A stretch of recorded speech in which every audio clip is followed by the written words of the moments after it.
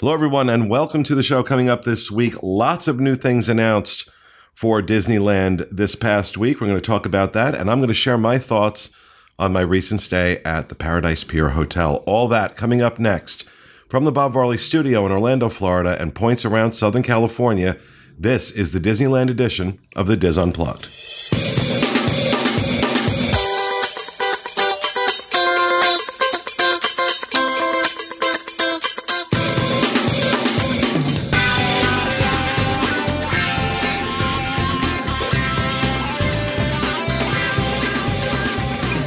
This is the Disneyland edition of the Diz Unplugged, episode 966 for the week of April 24th, 2019. The Diz Unplugged is brought to you by Dreams Unlimited Travel, experts at helping you plan the perfect Disneyland vacation.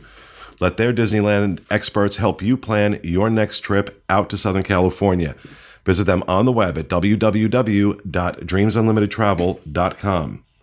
And also brought to you by Disboards.com. Join the more than 1.5 million Disney fans who plan every aspect of their vacations on our forums. You'll find advice for everything from theme parks, resorts, restaurants, Disney Vacation Club, Universal, and so much more. Head over to disboards.com and join in the conversation. Well, hello, everyone, and welcome to the show, coming to you from the Bob Varley Studio in Orlando, Florida. I'm your host, Pete Werner, joined at the table this week, as always, by my good friends, Mr. Rhino Clavin. Hello. And back in the production nook, our producer, Mr. Craig Williams. Hello. And out in Fresno, Mr. Tom Bell. Hey, everyone.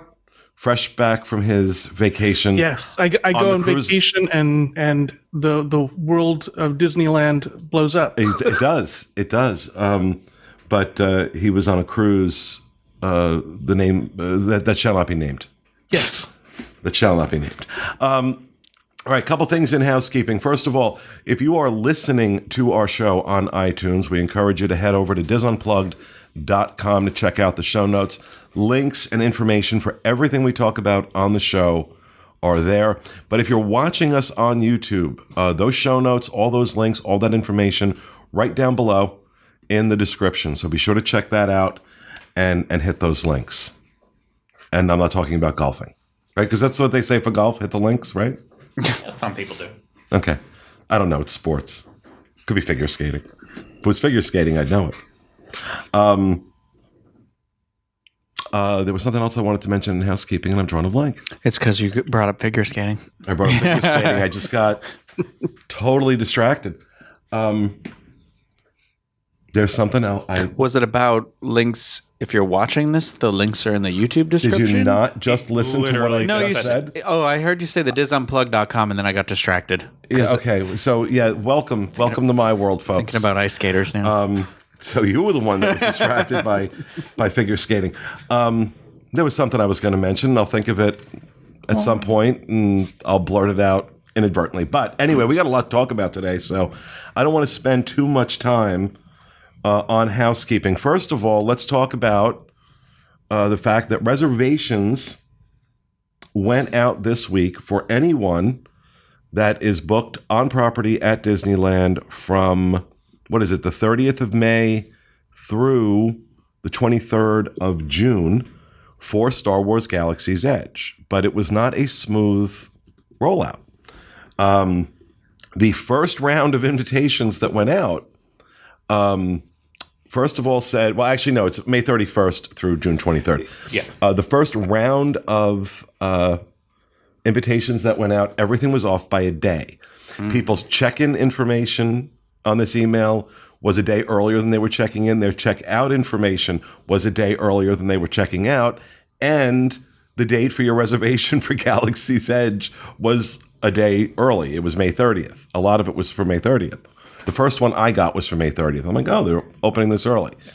Then later on in the day, they said, oh, we made a mistake. They sent out new invitations that had the correct information and your reservations, my reservation anyway, for May 31st. So what are you shaking your head no? Oh, I feel terrible for our travel agents. They went through hell. Yeah, they go through so much with all of this. I I was the one who ended up booking most of our rooms for this time period, and I didn't get any emails immediately from it, so I started freaking out with that. And then one of our Disneyland agents, Deborah Lopez, then forwarded me an email that she got with one of our reservations, even though my email address was the one listed on the reservation. And I still haven't heard from the other two. So we know that we have a guaranteed slot, but even when I called Disney and I was like, there are email addresses on file for these reservations, right? So an email should have went out. Like, oh yeah, it'll go out. And it is your email address on there. It's all fine. And yeah, so it's been over 24 hours now and still nothing from it. So They're all supposed to go to you, though? Yes. I am. They're supposed to go to the agent on record. They're Yeah. supposed to go to the agent on record. And since Craig booked that one block as an agent through Dreams Unlimited Travel, he's the one that's supposed to get. Now, normally Craig does not book people's reservations. No, never. I make everybody that works for me go through the College of Disney Knowledge. They have to be able to book reservations. They have to understand that process. They have to be able to step in and help out. So that's all part of making sure that they understand all aspects of what we do here. So Craig was able to go in and book that. Craig could book your vacation for you. Well, clearly, according to this story, you do not want me to because I am not good at it. So I was just speaking on that. It was a major cluster in that, and I think you should all start sending him emails. I'm just realizing now as we're telling the story, because I was having a discussion with my friend Ashley last night, who is going to be out there the same time as us, doing this with her family. Ashley, she was a guest in the studio once. Her reservation thing she sent me has May 30th listed on it. That's, I believe, the wrong one. Yeah, and I didn't think anything of it when she sent it. No, because everything was a day off. Everything was a day early. So obviously, it doesn't open to the public on the 30th. It opens up on the 31st to the public. So be mindful if you did get one of these May 30th ones and you think you're getting in early, you're not. So if you did not book through a travel agent, you booked directly through Disney, and you either didn't get an email or your email is saying May 30th, you're going to want to call them. I feel bad for them. But I was happy to see that the reservation time was 2 to 6 p.m. So you have a 4-hour block to be in there. Yeah. Now, there were rumors going around that we talked about last month that while they're doing the reservation system, they're also going to be, they're not announcing it, but they're going to be letting people in standby. I have been told by multiple people in decent positions that is not going to happen. That if you don't have a reservation, you're not getting it. That this is going to be in the initial phase. Or I think non-resort guests will be able to make reservations. Am I right, Tom? Yeah. Yes, So starting without May a 2nd. reservation, you're not getting in. There's not going to be a standby line for this. That's what I meant to say. So and they haven't opened up that process yet for That's May 2nd. May 2nd. May 2nd. They're going to open that up. Yeah. So but it's a 4-hour block that we're getting. No fast passes for anything. So whatever you do with your 4 hours, if you choose to wait in lines, or I don't know how many people they're letting in with each reservation period. The interesting thing, I can't remember. I saw one person post on Twitter that they got in the morning block, which I want to say for them was sometime around like 8 a.m. to noon. And then our friend is in the block that's 11 to 3, and we're in the block that's 2 to 6. I'm assuming there's then another block that's like 5 to 9, and then 8 to midnight. So I'm assuming that those are the blocks throughout the day. I was not expecting them to have an overlap, because right there, if there's an overlap, some people were speculating, they're going to clear the entire land and then start over fresh again. They can't do that if there's an overlap in the times. Well, it remains to be seen. We're not going to know how it's being managed until we get there. Yeah. But I wonder if World is taking note of this, because one of the things I've been saying, especially out here, the narrative about how crowded these parks are going to be, how crowded this land is going to be, is really turning a lot of people off. And I think it's having a deleterious effect on people making vacation plans because of it. And one of the things I was concerned about was that if all the reports coming out of the first week of Galaxy's Edge is gorgeous, fantastic, but oh my God, we couldn't move. Yeah. Oh, it took me 4 hours to get on an attraction. That it's going to backfire on them. Now, I think by doing this reservation system, depending on how it's managed, they have the opportunity to avoid that narrative. They may have a lot of people upset that they weren't able to get reservations. Well, you're saying it just right, because I'm thinking like, okay, if we get let in and we all have to go in line right away for the Millennium Falcon, like I'm now starting to think, okay, well, if it's like a 3-hour wait, then when I get back out, how am I going to build the lightsaber I want to build really quick, but then go eat at the food place? Like, am I really? And then that's my only guaranteed time for our entire like week that we're there. So I can't just get back in again. You know, I mean, I can try being an annual pass holder to make the reservation on May 2nd, you know, because I'm lucky enough to be an annual pass holder, but it's a little stressful even just thinking about it, you know, but I am hoping maybe they won't. I don't mind that it'll be full in there, but not jammed in like sardines, so that you can actually have the experiences you're supposed to. And my guess is that they want to make sure the experience for this is not like that, which is why they're doing this reservation system. And if it's pulled off correctly, I think it's going to work out really, really well. Like I said, you're going to have people upset that showed up at Disneyland, didn't, you know, aren't online, aren't watching our show, aren't going to any of the other blogs or on Facebook or doing any research before they go. And that happens a lot. I think that's the majority of people, not the minority.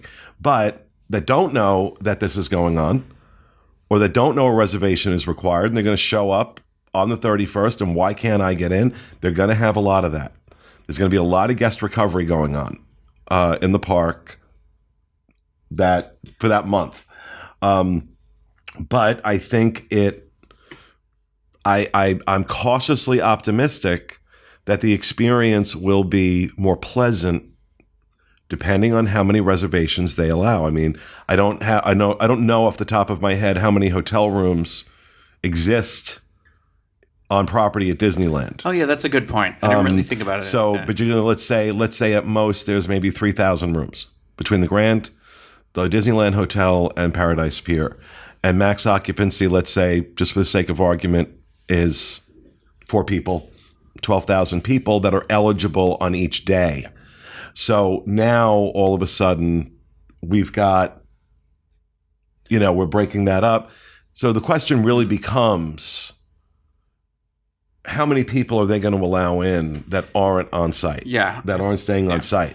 And that's going to be the number. So somewhere there's a max number. Somewhere there's a max number of people allowed in for each reservation period or each day. And that's going to be the question. Yeah. And I know I complained about how we handled our soft opening previews for like annual pass holders here when Pandora, the World of Avatar, opened up. But ultimately, the more I've thought about it, while I was ticked off that it was the first time I could go on like Flight of Passage with Rhino and Kylie, I had already experienced it. I loved it. I wanted to like share it with people, and then to find out that we couldn't because they screwed up how their systems worked with those kind of previews and overlapping too many people in the line, etc. That annoyed me then, but ultimately, like when I think back on that, we had a couple hours in the land. We had more than enough time to eat, try the food options. Obviously, there's only one shop there, really, but we had time to go in there. We had time to experience the one attraction. And so, like, when I thought about that, really, like, I genuinely believe that when they say a 4-hour block, they have been thinking about it and saying, well, we know we have this many shops open for you. We have this restaurant. We have these dining options plus the one ride. If we give you 4 hours and realize maybe you get in the line for the attraction and you're in a little bit longer because of that, then you're still going to be able to get everything done. I think they've taken that. I'm sure they have. I'm sure they have. So very excited to see. I can't wait. We're just a little over a month away from finally getting to see what Galaxy's Edge looks like. And I am very excited about it, and it's going to be a lot of work. Many of us are going to be out there to cover the opening. We've already got our rooms, and we're all set. So, all right, we got a lot to talk about, so I don't want to spend too much more time on that. Tom, do you have anything you want to add to the reservation conversation? No? Okay. I am scared for the internet on May 2nd. No. Light a candle and then say a prayer for everyone in Disney IT. Yeah. So, all right, the other one of the other big announcements or big things to come out this week is a change in the Halloween party. Tom, why don't you tell us about that? Yeah, so as we kind of suggested a couple weeks ago, Mickey's Halloween party is no more. And now the Halloween party will be held at Disney California Adventure. It's Oogie Boogie Bash, a Disney Halloween party. And it's going to be held September 17th through the 31st. Every Tuesday, Thursday, and Sunday. So this year it's a regular pattern. Typically, they've just been doing random days, lots of Wednesdays, Mondays, and Fridays. It's jumping from 15 nights to 20 nights. And prices are jumping from a low of, with annual pass, low of $95 last year up to a high of $130 last year. This year, the low for annual pass holders is $100 even. High is $145. So they're they confirmed the rumor that we're getting the World of Color Villainous. So a new World of Color for the party. They're going to decorate the Redwood Creek Challenge Trail. Of course, trick-or-treat trails, dance parties. The Fretfully Fun Parade from Mickey's Halloween party will be moving across the Esplanade, so that will be part of the party. There's going to be like a kids show, Mickey's Trick or Treat show, that's going to be taking over the Disney Junior or the Disney Junior Live theater during the party. So tickets for annual pass holders went on sale. If you're watching this when it comes out, went on sale yesterday, and then tickets for everyone else go on sale April 30th. So tickets are already on sale for annual pass holders. Okay, so I got to get in a book. Yeah. And it's screwing because the first date is what, September 17th? Yeah. September 17th. That's kind of screwing up my plan for like when I was going to be out there in September. But so I just want to say something. Of course, I can only base it on the Halloween parties that I've been to at Disneyland Park. And, I remember the first time I went, I saw the price, and it was significantly higher than what we pay out here. And then I went and experienced it. I'm like, oh my God, it was worth every penny. I think they do a much, much, much, much better job with their Halloween parties out there than we do with ours. And so even though the price has gone up, I'm willing to, based on past experiences, I'm willing to pay it. I'm willing to pay it and see how it is. Yeah, well, because one of the things you kind of forget about too is this doesn't, because it's in California Adventure, you'll have all of Cars Land is going to be decked out and all of its Halloween overlay. And Monsters After Dark. Monsters After Dark, yeah, you'll have that experience that you can have at the Guardians of the Galaxy Mission Breakout. And we thought was really cool when we were out there was like the fog rolling off of the the water where World of Color is out of by a Pixar Pier. It's just so cool at night. And now they're doing the villain show, and it sounds like they're kind of hitting all quadrants too, because they're having that Descendants themed dance party, which will be like the teenage level, or if you're like me, I can go check it out, whatever. I know some of the songs, it's whatever. Creepy old gay guy. For me, it's the guarantee now. My big issue, I only did the Halloween party once at Disneyland, and while I enjoyed it, I then never returned because of what the cost was for it. I know it was something that 2 years ago when we were out, we were considering it for some time, but then just couldn't get over the price because really the guarantees you had were trick-or-treating, you have the parade, and then maybe a chance at seeing the fireworks. Yeah. And for me, I don't need to trick or treat out in Disneyland. I don't even like trick or treating when I'm here. So as an out of town tourist coming into Disneyland, I couldn't justify that much money for a parade and potentially seeing a fireworks show that most likely will get canceled. Now that it's over in California Adventure, we know you still have the trick-or-treating, we have all those other entertainments. We're guaranteed the parade, and then you're guaranteed the World of Color show. Because I don't know about guaranteed. That the capacity of the theater is only like 4,000 people.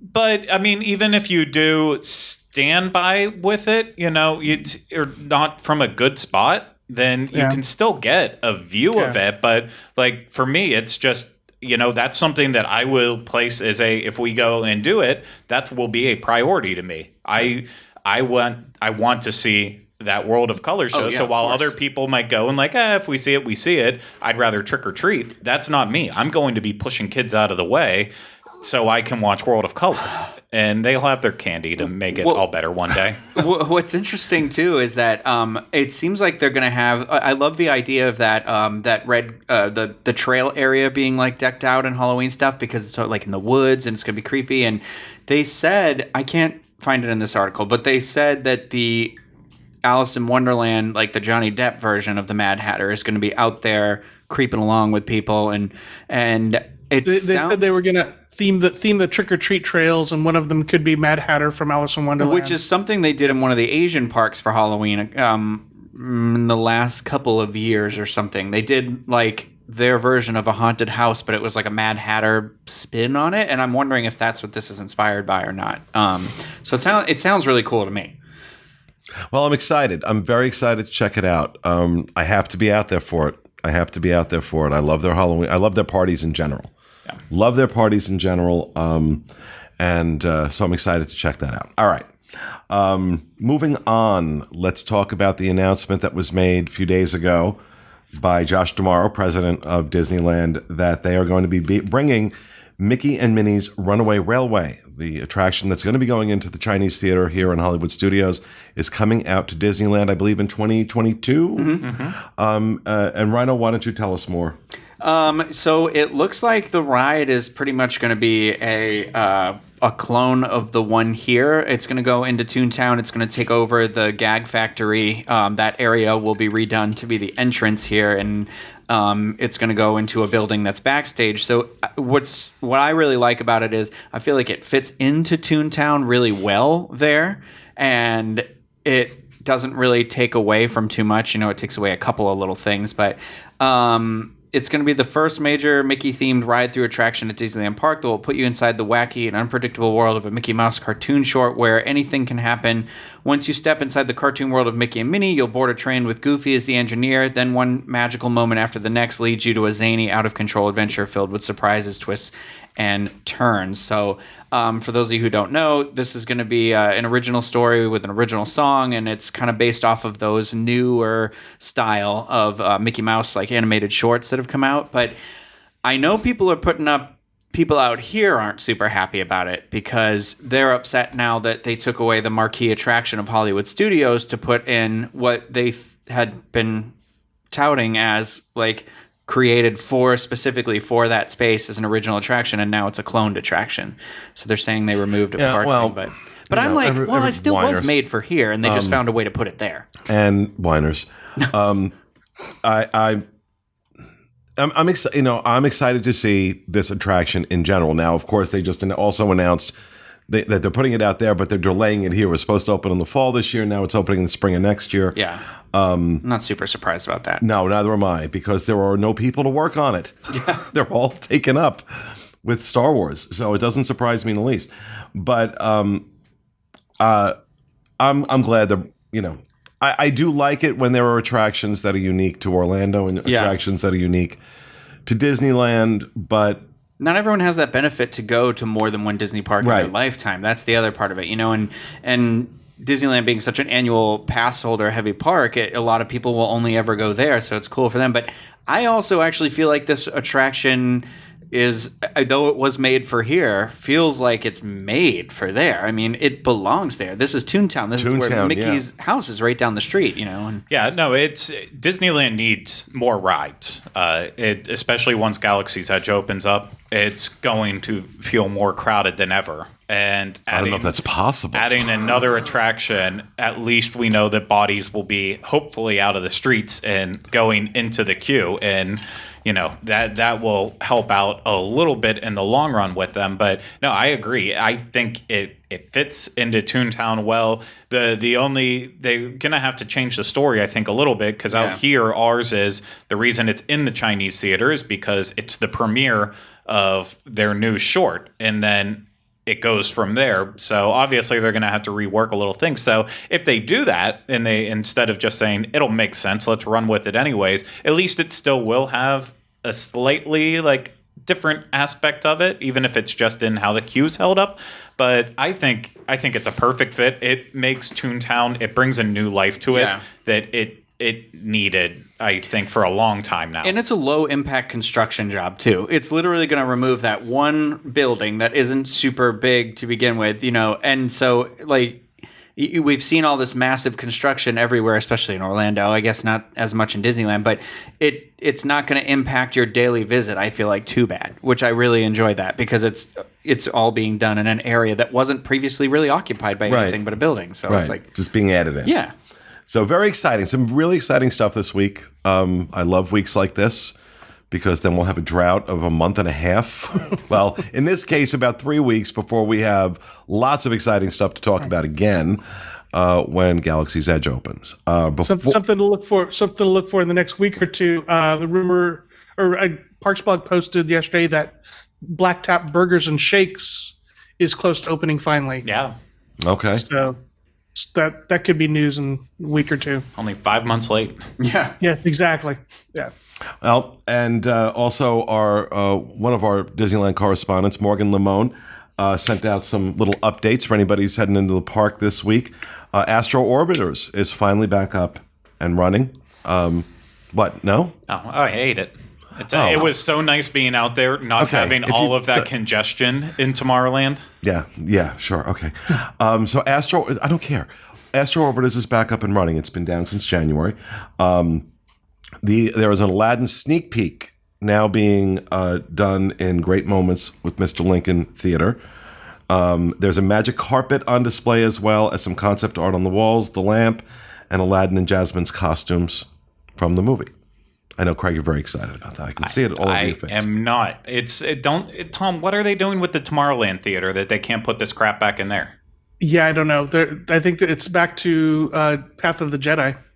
Good. Have that awful show instead of replacing a genuine attraction that's on Main Street. But whatever. Well, and with Muppet Theater, they're getting ready for filler magic. Yeah. The more time goes on, I realize your Twitter handle is so appropriate. Craig Williams kills magic. Yeah, that is literally his Twitter. You guys get the previews, but not the costumes and the displays and stuff like that. We get some stuff sometimes. Okay. So we had the Dumbo maquette, and then we've had a couple things. Yeah, usually one costume. Okay. Yeah. The other thing is now there are construction walls up around Pizza Planet and the rocket ship. So all of that is completely covered up. Is that just a rehab, Tom? What's going on over there? It's just a rehab. Hoping they eventually get rid of that awful Pizza Planet overlay, but well, it's just so temporary looking. That's all. I do agree they could have made a permanent sign for it, but at this point in life, I feel like I kind of like Pizza Planet because it looks a little more like the Pizza Planet from the movie than ours did in Orlando. But all right, so that is what's going on this week. I want to move it along and talk about my experience a couple weeks ago when we were out there staying at Paradise Pier. I've stayed at Paradise Pier a few times. Last time I was there I believe it was in March of 2013. So about 6 years ago. And for those who don't know, Paradise Pier, that building did not start out as a Disney hotel. That was actually built, I believe, in 1984 or around 1984 as overflow housing for the 1984 Olympics. They went ahead and, obviously after that, they turned it into a hotel. Disney bought it when they were buying up everything and getting ready to build Downtown Disney and all that stuff back in the late 90s. And since then, they have been attempting to really bring this hotel into the feel of a Disney hotel to varying levels of success. Now, this hotel is considered the least expensive of the three. With that being said, not difficult to spend $350 a night at this hotel. Because the number of hotels on site, the number of hotel rooms on site are so limited, it is, getting a room on site can be challenging, and that drives the price up. I don't know that and I'm not saying that there aren't people out there who feel this way. I just have never met one who said Paradise Pier is my favorite hotel. Craig Williams. So you know what? I would rather stay there than a lot of places. The Anaheim Hotel being one of them. Look, I'm talking about among the three properties. Yeah. If you had the option to stay at the Grand, the Disneyland Hotel, or Paradise Pier, are you going to choose Paradise Pier over those other two? Absolutely not. Of course not. No. And that's my point. So for a lot of people, it's just not their first stop. And it's certainly the case for me. But when I go in and do these reviews, I really, really have to try as my best to push as much of that out of my head as I can and just kind of go in open. So I did. And of course, my first experience, literally before I got in the front door, we're pulling our, are those my pictures? No, this is the official Disney photos. Oh, okay. I was like, wow, I did a good job. We're getting our bags out of the car, and there were two bellmen. Oh, yeah. Standing, talking to each other, literally looked over at me. Nobody came to help with my bags. Nobody. I'm like, okay, strike one. Room wasn't ready, which I understood. We got there at 10 o'clock in the morning, so didn't expect the room to be ready. In order to, and they were very nice. Check-in was very good. She was very, very helpful. And then went over to Bell Services to check my bags, and there was nobody at the desk. And I think we stood there for a good 10 minutes before somebody came just casually rolling out of the back room and sauntered on over and took my bags. So I was like, yeah, not good. Not good. When my room was ready, the first thing I realized, room hasn't changed one iota since 2013. Not one iota. It is the same furniture. It is the same Pixar ball on a pillow on the bed. It's the same everything. And it was clean. I will say that I did my finger test everywhere, looking for dust and looking under things like I always do. Everything was clean. There were stains on the carpet. But that carpet is old enough to, I think Jesus walked on that carpet. But it was still it wasn't like, oh my God, this carpet's filthy, it's full of dust. Obviously, they have really tried to pay attention to making sure the rooms are as clean as possible. I have to give a lot of perks or a lot of props to housekeeping. Their housekeeping and maintenance in that hotel are fighting a losing battle, and they do a really, really good job. The bed was very comfortable. The room itself was very comfortable. It's not that it wasn't. It just... What kind of room did you have? I had a standard view. Okay. Standard view, king bed. And it had a pull-out. I believe it was a queen-size pull-out or a full-size pull-out. I don't remember off the top of my head. But when we went to pull out the couch... Oh, no. Normally, when there's a pull-out couch in a hotel room, it is already made. There will be sheets on it. This was nasty. Because that thing's been there since, like I said, I'm pretty sure Christ slept on it. And you pull it out, and it's just this mattress slab that did not feel at all even remotely comfortable. I would have slept on this little couch before I would have slept on that thing, especially when there's no bedding on it. It just doesn't look good. It doesn't look good. So, you know, based on the room itself, in a pinch, would I stay there again? Yes, I would. But nowhere near my first choice. Nowhere near my first choice. I will say that we did a character meal. Oh, yeah. At, that was good. What the heck was the name of it? PCH Grill. The PCH Grill. That featured Donald Duck. Yeah. Daisy was there. Daisy, his favorite. And Stitch was there. And Minnie. And Minnie was there.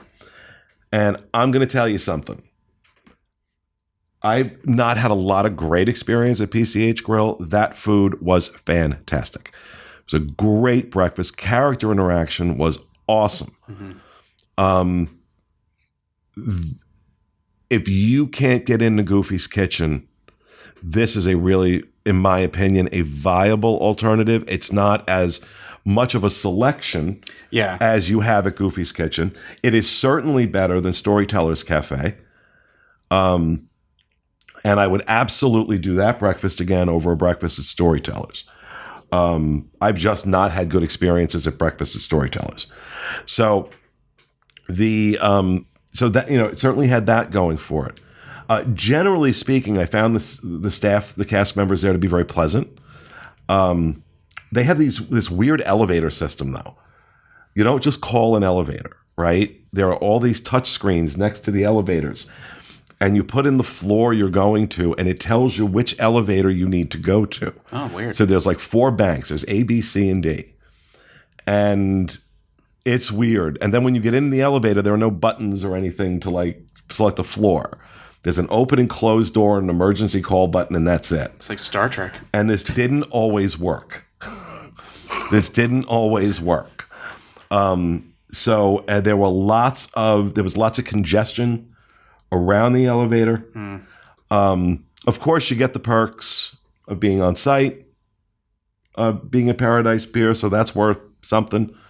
I know people talk about how long a walk it is to the parks. I don't know. I mean, I don't mind walking. B, I don't think it's that far. And it's really not that much farther than if you're staying at the Disneyland Hotel. No, I understand that the Disneyland Hotel, you'd come out and just go around the corner, but like you're probably like not even 5 more minutes of a walk down the road. And what's important for people to remember, especially people who are not out there, or if you've never been out there and you're staying at the Paradise Pier and you decide you want to go across the street to the Grand Californian, you can't. They will not let you in that way. They will not let you in from the sidewalk if you are not a guest at the Grand Californian. You need to go around through security at the entrance to downtown Disney, right across from the Disneyland Hotel, and then you can go into the Grand Californian through the downtown Disney entrance. And that's how that's how I would recommend going in the morning anyways, is that because it's a lot whenever I'm anywhere staying like maybe off property and I'm just a little bit further away and I don't feel like walking that like right away in the morning, I'll take a Lyft or an Uber and I'll have it drop me at the downtown Disney entrance, because there's usually like not that many people going in that way, so you can get in a lot faster than you can if you go through the other side, the Harbor Street entrance. But that ultimately is a problem of Paradise Pier, and you could even argue Disneyland Hotel is that we have talked about in other shows before when we talk about the off-site properties, is that when you're paying that extra price to stay at Paradise Pier, you would hope that it would be a little bit more convenient to get into the downtown Disney district or the theme parks as a whole. And, you know, I guess you could say if you're going for the monorail to go into Disneyland, it's still actually pretty convenient. But if you're walking all the way through there, through downtown Disney and then get to there, it shouldn't be so hard. But they forced themselves in a position. Well, it didn't bother me in the least. I'm just saying, for me, that did not bother me in the least at all. I don't find the walk difficult. I don't find the walk uncomfortable, either in the beginning of the day or the end of the day. And we had long days. I mean, we were in those parks from sun up to sundown. Mm-hmm. So we had long days, and I didn't feel like, oh, God, I got to trudge back to the room. But that's me. And I love to walk, and I walk a lot. So not as much as I used to, but I walk a lot. But anyway, so generally speaking, on a scale of 1 to 10, I'm going to give the hotel a 6.5. It's better than a lot of other places. It's not nearly as good compared to Disneyland Hotel or Grand Californian. But that is not the end of my discussion about Paradise Pier. I had some discussions with some cast members while I was out there. I'll say that. And I found it interesting that recently Paradise Pier got a new general manager. And why I say that's interesting is because A, this person did not come from inside the company. This person came from a Ritz-Carlton. And I heard that and I was like, what? Why are you going, especially with the caliber of cast members and management that they have in Disney in general, but specifically at Disneyland? Why are you going out of the company? And especially to a Ritz-Carlton at Paradise Pier? That doesn't make a lot of sense. So then my head started spinning. And look, I have nothing to go on here other than just my gut instinct. Sometimes I'm right, sometimes I'm wrong. But that, to me, the whole idea of a general manager being brought in from the outside who is from Ritz-Carlton, it sets something off. So here's what I think is going to happen. I think in the next year, they're going to announce that they are shutting that hotel down.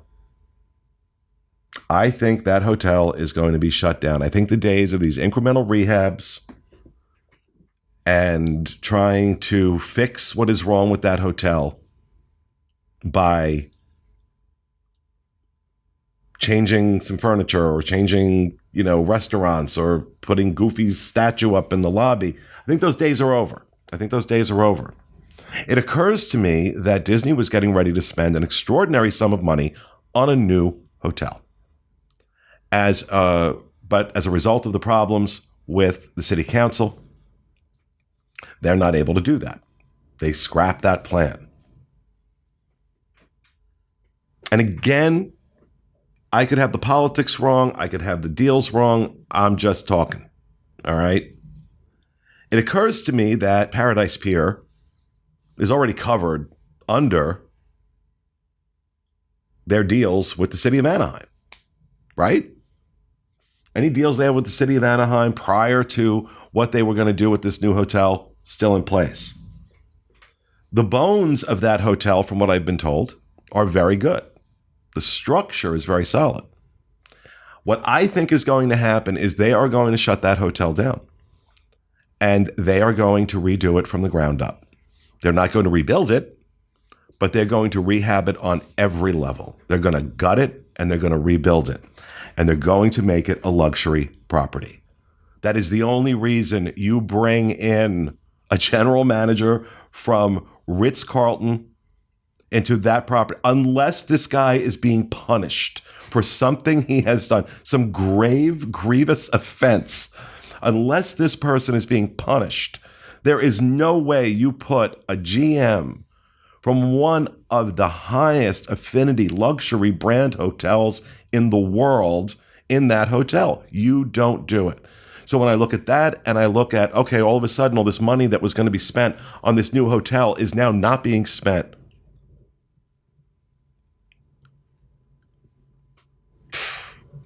That makes sense to me. That makes sense to me. And the fact that a lot of construction money that's being spent on Galaxy's Edge is about to end. So I think that's what's going to happen. And I think before long, I'd say within the next year, would be my guess, that they're going to announce a complete change to that hotel. The other thing I'm thinking is that there's a parking garage out behind that's on the property. And I wonder if that property would be grandfathered in to whatever deals they have, whatever tax abatements they have with the city, that they could expand the hotel onto where that parking garage is and move the parking garage over to where cast parking is, create a new garage over where cast parking is, which is right next door. There's this football field next door to that hotel where cast parks. So the part about the luxury, about them redoing that from the ground up, bones and all, I'd be surprised if I'm wrong on that. Whether they expand it to the parking lot, I don't know. But I'm almost certain that's what's going to happen. I do not think that hotel is going to stay where it is, like it is. I think it's going to stay where it is because it has to. And I think they need to get rid of the whole Paradise Pier name. I mean, Paradise Pier doesn't exist anymore. It's Pixar Pier now. And I'm really hoping like hell they don't do something stupid like a Marvel hotel or something like that. But again, you're not going to bring... why would you bring in a general manager from the Ritz-Carlton for a Marvel hotel? You bring them in if you're going to do a luxury property. They see the occupancy rate and the price per night they get at Grand California, and they're out of their minds. They're out of their minds if they don't. They know it's going to get filled. They know it's going to get filled. Especially if they do something to that hotel that makes it an absolute must do, where it becomes, that's my favorite hotel at Disneyland. The way people say about Grand Californian and Disneyland Hotel. That's what they need to happen there. So that's what I think is going to happen with that hotel. I think it needs to happen with that hotel. They have tried, and good efforts too, serious, honest efforts have been made to fix that hotel. They have failed. It is time to accept that failure and try something completely different. This is the only thing I can think of. So, Tom, what do you think? Do you think I'm crazy? No. Well, no. I agree that something big needs to happen. It either needs to be one end of the spectrum or the other. And with the five diamond hotel not going in, that is a very good possibility. I know that the money is there, but I don't think that they're going to get the tax breaks. Those tax breaks were very specific, and that was part of the problem initially. Or that was part of the problem that killed the project, is they applied for the tax breaks for a particular address, and when they moved the hotel to a block right, but that was for a new property. What I'm saying is those tax abatements already exist for Paradise Pier on previous arrangements, don't they? Did they apply for them? I mean, they've always had them. They've always had tax deals with the city of Anaheim. Okay. Now, again, I could be wrong. I'm just talking off the top of my head here. Honestly, but I don't imagine. I mean, that was the whole thing, is Disney always had this really cozy relationship with the city council. They got pretty much everything they asked for. And then last year with the election, that changed. Or in 2016, I think it was, with the election, that changed. And there was a more hostile city council. So I have to imagine that Disneyland Hotel, Paradise Pier, and Grand Californian all have some kind of sweetheart tax deal with the city. It was the one they applied for the new hotel that got booted because they decided to move it 20 feet in the other direction. But I think Paradise Pier is still covered, would still be covered under any deal they have, especially if they're not replacing it. They're just rehabbing it. Any deals they have with the city wouldn't be nullified by them rehabbing a hotel. So if they just happen to rehab it to the point where it's now a 5-star hotel, because it could be done. Mm-hmm. It could be done. So, but that's what I think is going to happen. I think definitely we're going to hear an announcement in the next year that something major is coming to Paradise Pier. Oh, I think D23 is ripe for some announcements like that. Yeah. Who knows? I agree. Because, everything they announced at the last one is pretty much done now. So they're going to have something new to announce. So that's what I think. But, overall, my impressions of Paradise Pier, would I stay there again? Absolutely. If it was a choice between staying off-site or the Paradise Pier, I'm going to stay at the Paradise Pier. I slept very comfortably. I didn't feel like, oh my God, this is disgusting, I have to leave. It certainly wasn't the experience these guys had in the Anaheim Hotel, but it was also $340 a night. So do I think it's worth $340 a night anywhere else? No. But it's Disneyland and limited number of rooms. I understand why it's that. And there was literally no availability at any other hotel. I was lucky I got this room. I happened to grab this room at the right time. And then nothing else became, and I checked constantly between the time we booked and the time we went to see if anything else opened up, and nothing was available. So those are my thoughts on Paradise Pier, and that will do it for this episode of our show. We hope you enjoyed it. We'll see you again next week with another edition of the Disneyland show, Disneyland version of the Disneyland. Why can I never get that closing right? Have a good week, everybody.